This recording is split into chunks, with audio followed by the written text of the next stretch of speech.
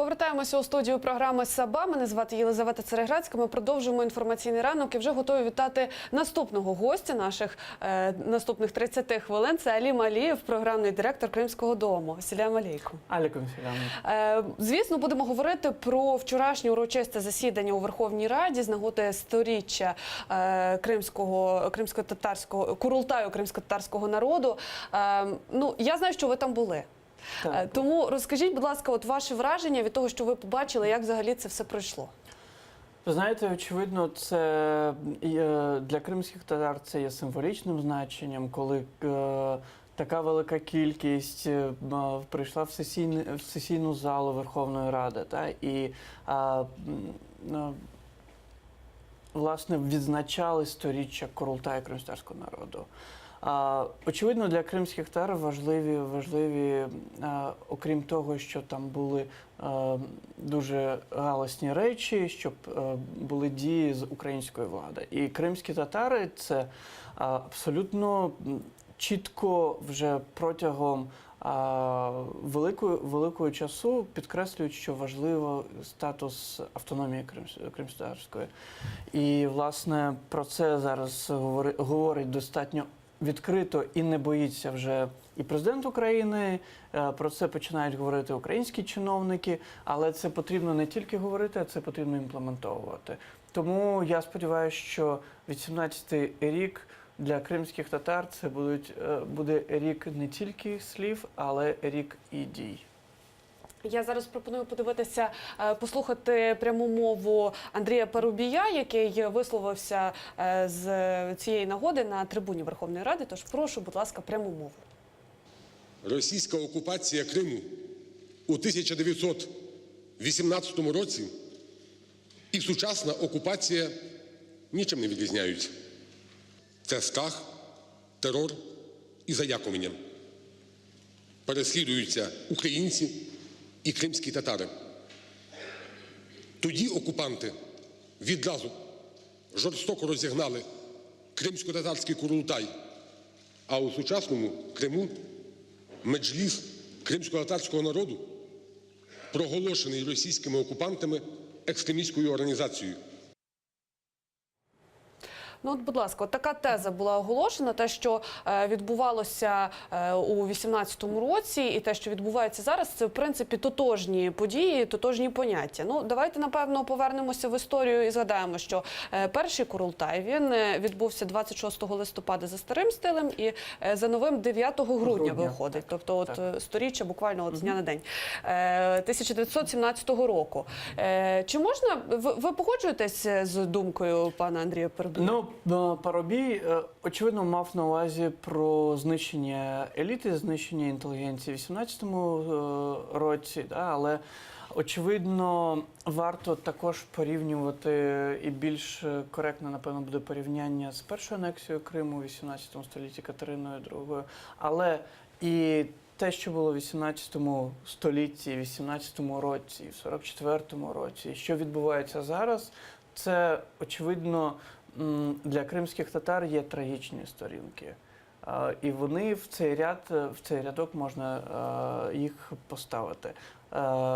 Масштаби були різні, але те, що корінний народ Криму постраждав і зараз продовжує знаходитись під репресіями в Криму, це є фактом, на жаль.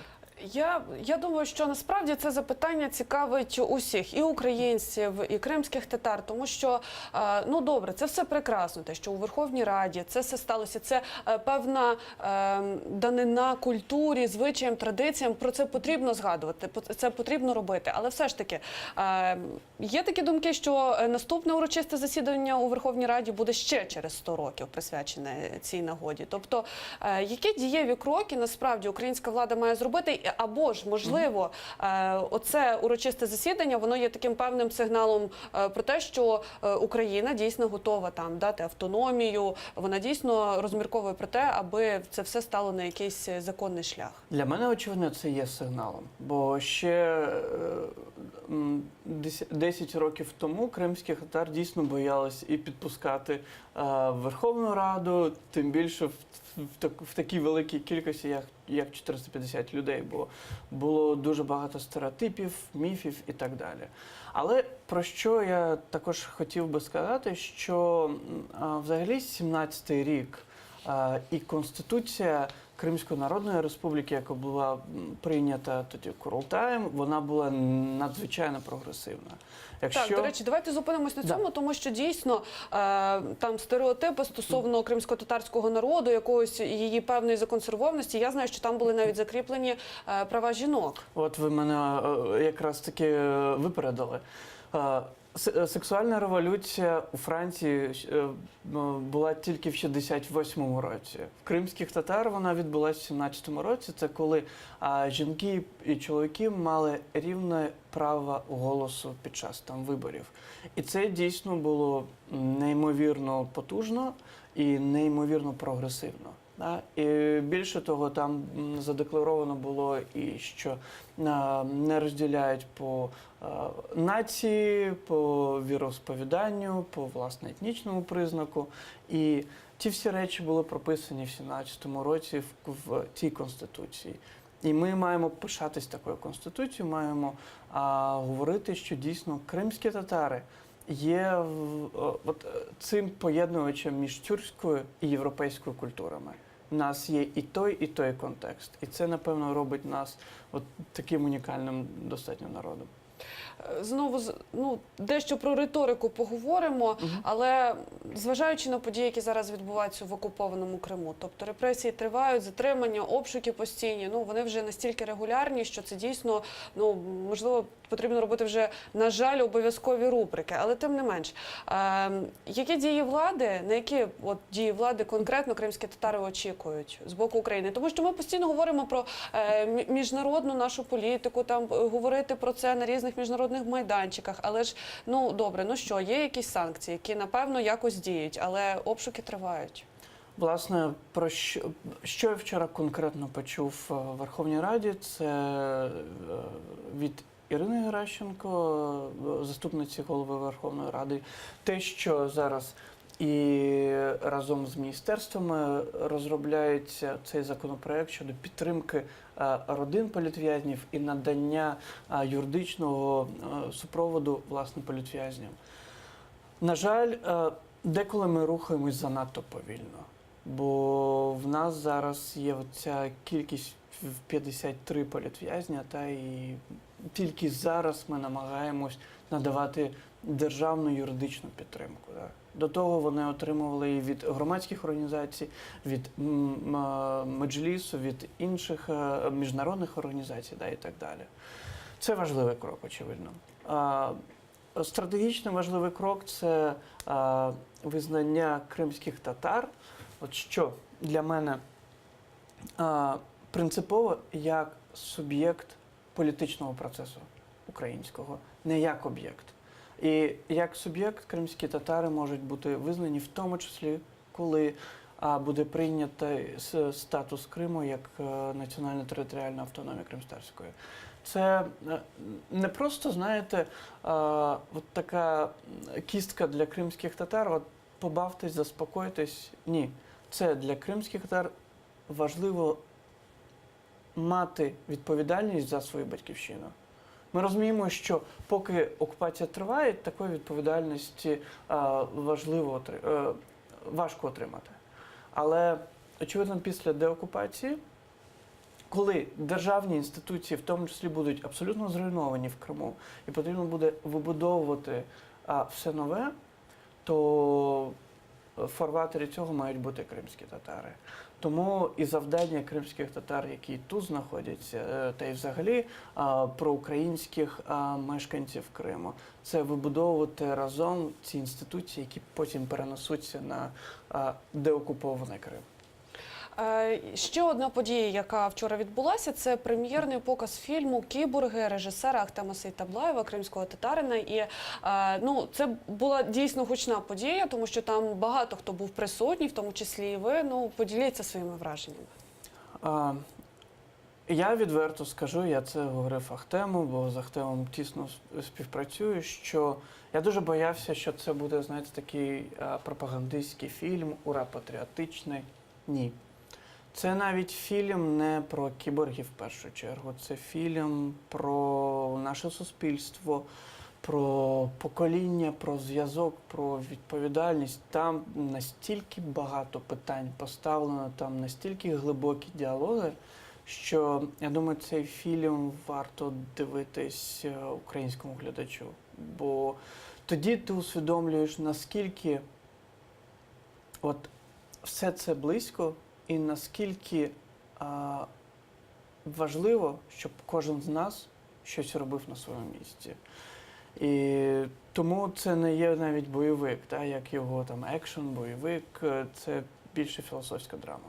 А про що говорили? Ну, от люди, коли виходили після перегляду, вони якої думки? Такої ж, як ви? Чи от які проблеми обговорювалися після того, як побачили Ви стрічку? знаєте, я давно не був на таких сеансах, коли люди нічого не говорили після фільму, вони виходили мовчки.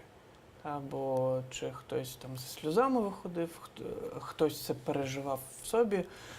Це можна, я думаю, я до сих пір це переживаю. І потім, коли ми з моєю колегою, подругою Севгіль Мусаєвою говорили про фільм після того, то оця ситуація, яка відбувається і з НАБУ, і з ГПУ, і з Саакашвілі, то це на мене найбільша проблема не в тому, що там персоналі один одного починають, вибачте, гасити, а питання в тому, що довіра до державних інституцій, яка не є високою, знижується зараз.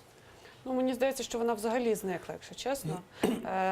Постійно зараз цитата ходить, і народні депутати навіть це говорять, те, що здавалося, що ми вже пробили дно, але мені здається, що знизу зараз постукали. Так, постукають, і це насправді вчора реакція, яка була вже від міжнародних партнерів, достатньо жорстка.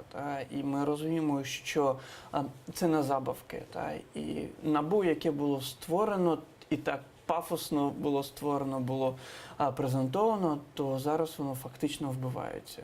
Я сподіваюся, що сьогодні Верховна Рада не зробить цей дурний крок і фактично не дозволить зняти голову НАБУ. Повертаюсь до теми кримських татар, тому що в країні, в якій ситуація в принципі надто складна. У нас війна на Сході, у нас зараз тут всередині країни не зрозуміло, що відбувається, тобто українці не можуть розібратися і дати ради тому, що відбувається. Тим не менше, кримські татари намагаються зараз навіть в умовах окупації намагаються зберігати свою аутентичність, намагаються і мову, і культуру, і традиції. Зокрема, от ви як представник Кримського дому, розкажіть, от чим ви зараз займаєтесь, тому що один з таких гучних проєктів останніх – це, безумовно, мовні курси кримсько-татарської мови, на які, я знаю, ходять навіть українці. Тобто не тільки молоді кримські татари, які там хочуть більше покращити свою мову, але й кияни звичайні. Ходять, але мене, чесно, дивує мала кількість людей, які ходять на ці курси. В нас просто неймовірно крутий викладач, це правда. Він веде дуже цікаво ці курси. Навіть ті, хто ходять з моїх друзів, кажуть, що ми його фанатами стали, бо це настільки цікаво, це розмовні курси, це не просто ви сидите і щось пишете постійно, ви говорите, ви практикуєте мову. І тому я запрошую вівторок, в четвер, кожного тижня в 19:00 в Кримський дім на ці курси. І є можливість долучатися. Тобто, якщо, наприклад, зараз глядачі почують і зацікавляться, тобто вони навіть сьогодні, тому що сьогодні четвер, можуть туди прийти, правильно? Очевидно. І потрібно. А те, що різний рівень, я так розумію, так? Тих, які там навчаються? Власне, викладач настільки це компонує, він розуміє, яким чином знаходити підходи до різних груп, що люди там себе не відчувають, що вони там чогось не знають чи комплексують. Навпаки, він допомагає позбутись оцих лінгвістичних комплексів і навчитись говорити кримською. Почати говорити. Так, окрім того, у нас величезні плани на 18-й рік, це і театральний перформанс, це і великі концерти, це і видання важливих книг, і українсько-кримсько-татарські проекти.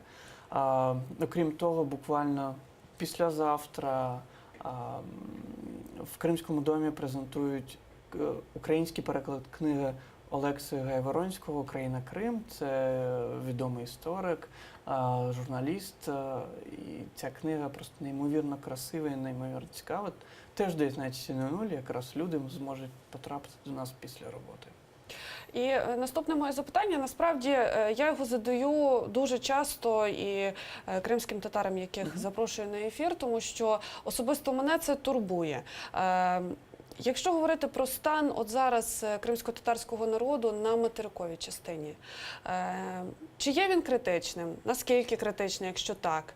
І наскільки кримським татарам вдається ще триматися і бути сильними, продовжувати оцю боротьбу, насправді дійсно непросту? Кримські татари найбільш закумульована група, якщо говорити про внутрішньо переміщених осіб тут. Кримські татари дуже активні. Навіть в деяких, я бачу, сферах діяльності, які не пов'язані напряму з Кримом, а пов'язані ще з іншими регіонами, кримські татари є такими моторчиками в них. Це добре, очевидно, бо кримським татарам зараз стоїть питання збереження чи втрати мови, культури, ідентичності. І тому кримські татари, розуміючи, що було в радянські роки і раніше було втрачено набагато більше, зараз в нас немає такої розкоші це втрачати. Немає такої розкоші, знаєте, ще більше ділитись і говорити, і, знаєте, працювати по окупках. Очевидно, і серед народу є такі, які намагаються тягнути постійно одіяло на себе, але здебільшого кримськотатарський національний рух, який зараз існує, він достатньо активний і він монолітний. Це важливо. Очевидно, дуже багато дискусій є всередині. Але кримські татари завжди через ці дискусії приходять до єдиного спільного рішення. Я думаю, що саме так має бути. І останнє запитання, яке я встигну вам задати, стосовно ролі оцих перформансів, взагалі культурних заходів, тому що, будемо відверті, насправді люди до питання культури ставляться так, дещо, вважають це не надто серйозним, скажімо так. Є, безумовно, якісь діячі, які там серйозно цим займаються і впливають, тим не менш. Наскільки в даній ситуації всі ці культурні заходи тримають докупи народ? Власне, тому я пішов працювати в Кримський дім, бо коли в нас культура і освіта знаходиться по, такому остаточному принципу, це величезне питання, бо в основі навіть будь-яких зараз порушень прав людини в Криму, ви подивіться, це зміни в культурному пласті в тому числі. Тому для нас важливо не просто зберігати, ви знаєте, як музейний експонат кримськотатарської культури, а її важливо розвивати. Її важливо розвивати в сучасному напрямі. Популяризувати. Популяризувати і давати в ці світові тренди, що ми зараз намагаємося робити. Тому наші кримськотатарські діячі проходять дуже багато вишколів і зараз почали проходити, власне, з тими, хто ці тренди, наприклад, задає в Україні. Я вас зрозуміла. Чох Саулна Салімбій, що ви до нас завітали і поговорили про таку важливу тему. Зараз ми перервемося на декілька хвилин на перерву, потім інформаційний випуск «Заман». Ескендер Маментов розповість про останні новини, і ми знову повернемося в студію, будемо говорити про актуальні події сьогодення. Не перемикайтеся.